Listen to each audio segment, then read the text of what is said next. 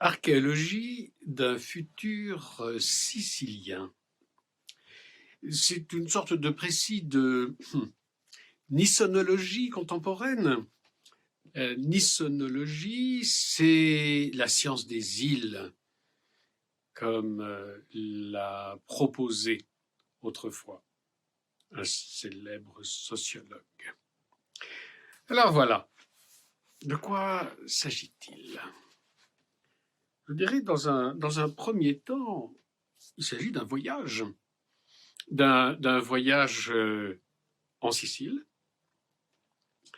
et d'un voyage en soi-même probablement, ce qui est le propre de toute autobiographie. Voici de quoi il s'agit. J'avance avec prudence dans le texte qui s'écrit ici, de même que j'avance avec prudence dans ma restitution et dans ma lecture de ce texte. Et je vous propose, comme je le disais dans le texte, d'en faire autant. Prudence, donc. Et nous pouvons donc progresser ensemble, mais je vous préviens, sur mon compteur Gégère de la mesure de radioactivité mythologique, l'aiguille s'affole. Il y a risque de contamination. Alors en route. Le vent, le vento dello stretto, pousse notre embarcation dans le détroit de Messine. C'est ici que commence le voyage. Ce vent, les navigateurs en connaissent la traîtrise.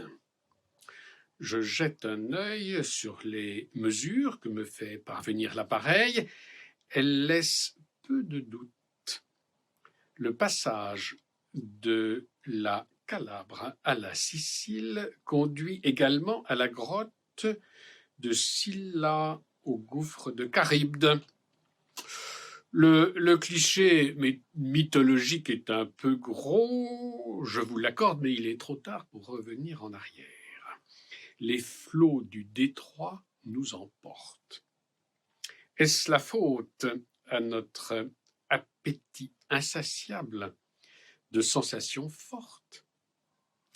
Le monstre marin, fille de Poséidon et Gaïa, nous a-t-il déjà avalé? Pourtant, ce texte est encore glabre.